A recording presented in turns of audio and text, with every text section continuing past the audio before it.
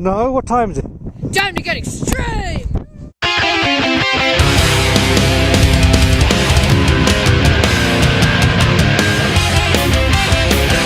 Hey, what's up, peeps? This is the Green Beanie, the gnarliest cooking vlog around. I do believe this is week 25 on TGB. Here on the Green Beanie, we do gnarly food, but also we take health into account so we can all have abs of steel. And this week's awesomely gnarly healthy recipe is tiramisu.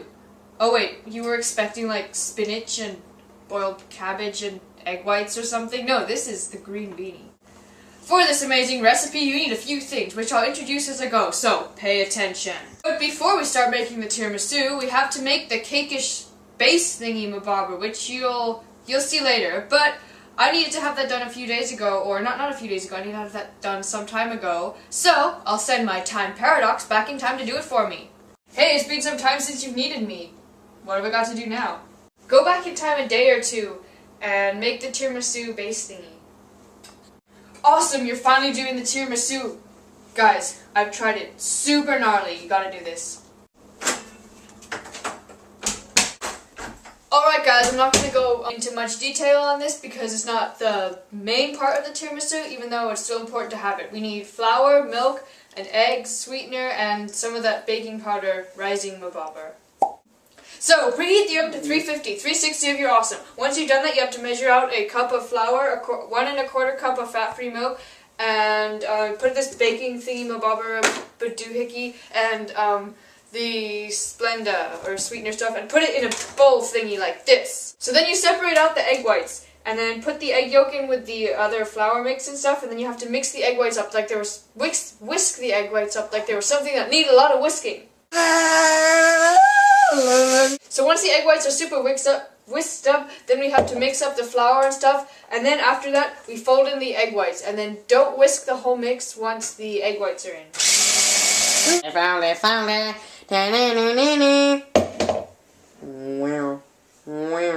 Alright, sweet. Now get out a pan thingy-mabobber and quickly grease it with some spray oil, so it's kind of like so, not dripping with lard. And then you have to pour in the mix like a boss. Then you have to put it in the oven for 35 minutes. I don't have to wait since I have a time machine. See you in 35 minutes. Okay, now that it's probably done by now, you can either wait for it to cool down or you can be really impatient like me, and you can take it out and cut it into small pieces like so. Like so. Let me show you how.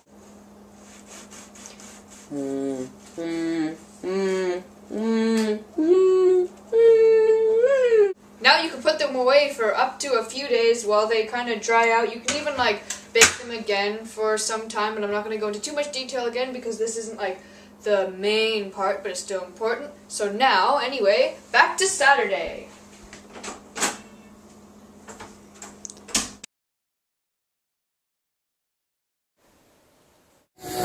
Whoops, too far. Good thing this thing goes back as well. Alright, done. They're over there. Sweet, so now to start the tiramisu part, we need some cream cheese, light cream cheese because this is a Green Beanie, some fat-free Greek yogurt, a super ripe banana, and some Splenda. I always mess that word up for some reason. And the banana has to be super ripe like this one.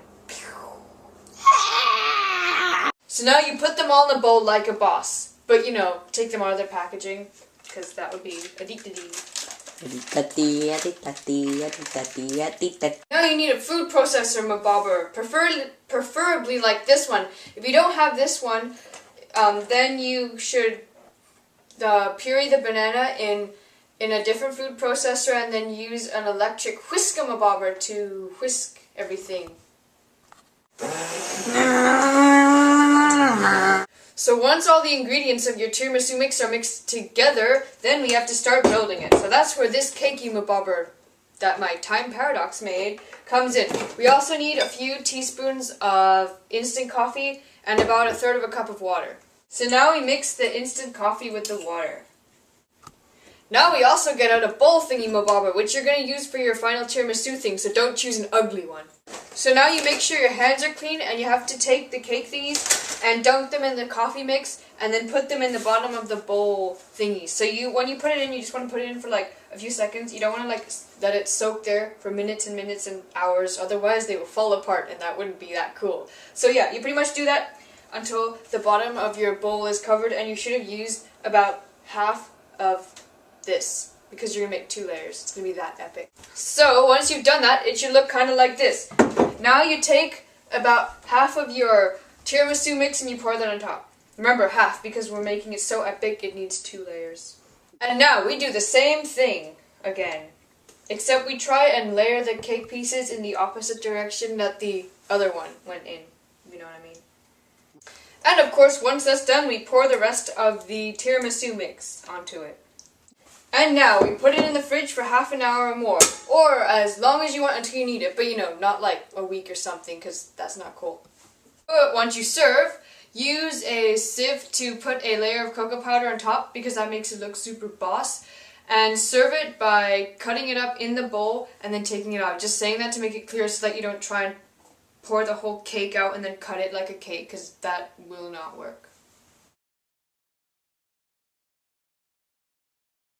And that was the epic tiramisu green beanie episode for you. This serves 9, so the nutrition facts at the end are for 1/9 of it, which isn't too small.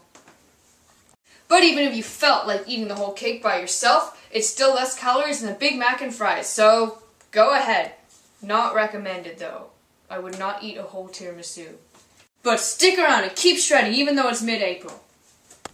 Bye. Let's go!